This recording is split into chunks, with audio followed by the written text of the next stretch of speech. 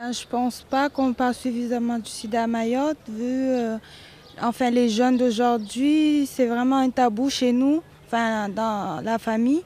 On n'en parle pas beaucoup, c'est surtout à l'école qu'on en parle, mais à part ça, on n'a pas plus d'infos sur le sida. À Mayotte, la question du sida, on n'en parle pas suffisamment à travers les médias, à travers les familles, même dans le monde de l'éducation nationale, j'estime qu'on n'en parle pas suffisamment. Ici, ils ne se protègent pas assez suffisamment. Et parce qu'on on les sensibilise pas assez, donc ils ne se protègent pas. Pour moi, oui, les gens sont suffisamment informés parce que voilà, juste à côté de moi, il y a une infirmière qui fait quelques tests de sida.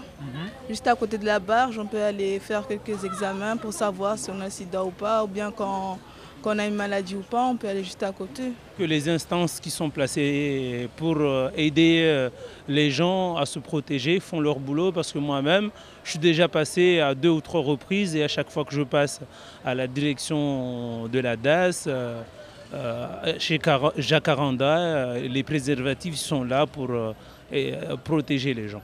Pour trouver des préservatifs, déjà, c'est pas toujours évident. Il y en a dans les dispensaires, mais si on veut en trouver dans la nuit, il n'y a pas de distributeur automatique ou à pièces, ou même dans les bars, il n'y en a pas. Ni dans les boîtes de nuit d'ailleurs, ce qui est quand même c'est grave, je trouve. Il devrait y en avoir un peu partout, l'accès devrait être plus facile pour pouvoir trouver des préservatifs à tout moment. Il suffit d'aller à la pharmacie ou au collège et on peut en avoir des préservatifs. On va à la DAS, on en demande, on peut nous en donner si on veut. Si on en demande, on peut en trouver facilement. Est-ce que vous savez où est-ce qu'on peut se faire dépister?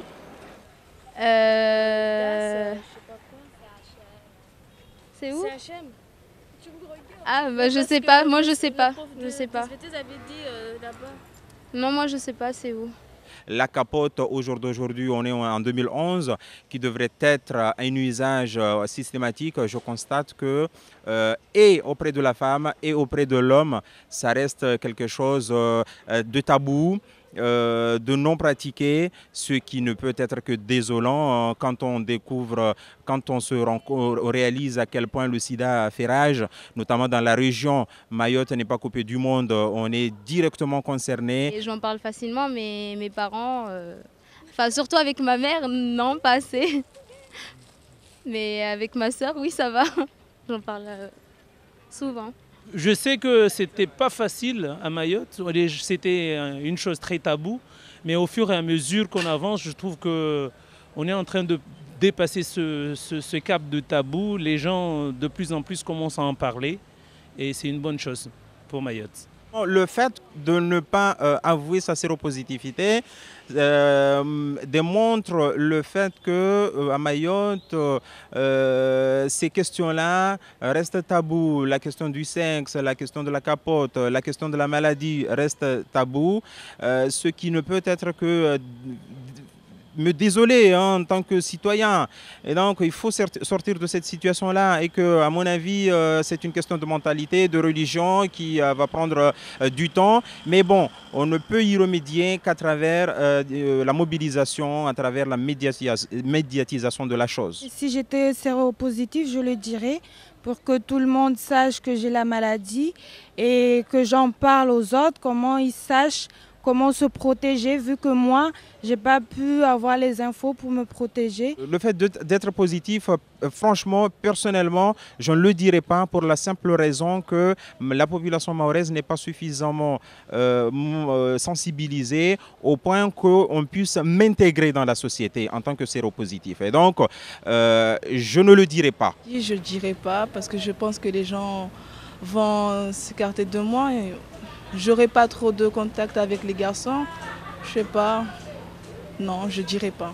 Si je l'étais, je le dirais, et je prendrais bien, je travaillerais bien avec les services compétents pour aider, pour expliquer le danger qu'il y a avec cette maladie. Je le cacherai pas. Non, je pense pas, non. Non, je pense pas.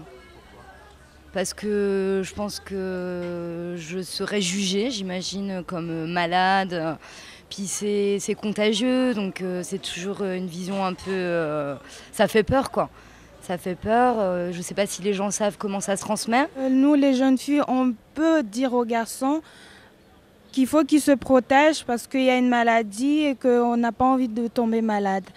On peut leur convaincre de mettre le préservatif. Si un garçon veut coucher avec moi et que je l'aime et qu'il ne veut pas mettre de préservatif, je lui dis non. Je n'accepte pas. 62% de la population est mal soignée, mais il n'y a pas que cette population-là. Il y a aussi la population issue de l'immigration clandestine. On en a beaucoup parlé ces derniers temps. Elle est complètement oubliée, alors que le fait qu'elle ne soit pas suffisamment soignée, ça a des conséquences sur l'ensemble de la santé à Mayotte. Donc, je ne suis pas là pour faire de la politique, mais ils sont là, c'est une réalité, il faut les soigner. Je sais qu'il y a eu du boulot, il y a eu du travail qui a été fait et qui continue à se faire. Je pense qu'il faut multiplier les actions dans ce domaine en essayant d'aider les jeunes, en expliquant à tout le monde dans les lycées, dans les collèges, dans tous les endroits où on rencontre la jeunesse, en leur expliquant de bien se prendre en charge, d'éviter de tomber enceinte à 13 ans ou à 14 ans ou à 12 ans. Il faudrait que ces gens-là puissent d'abord se prendre en charge eux-mêmes avant de penser à avoir un enfant. Il y a un âge pour tout. Oui, c'est vrai, en général, les jeunes ne se protègent pas parce qu'il y en a beaucoup qui sont enceintes et parce que justement, elles n'ont pas fait attention. Et ça ne vous inquiète pas? Si, ça m'inquiète beaucoup, moi. Parce que, je sais pas, ça me choque de voir comme ça. Je fais un appel en tant que citoyen, utiliser la capote et ne raisonner qu'en capote.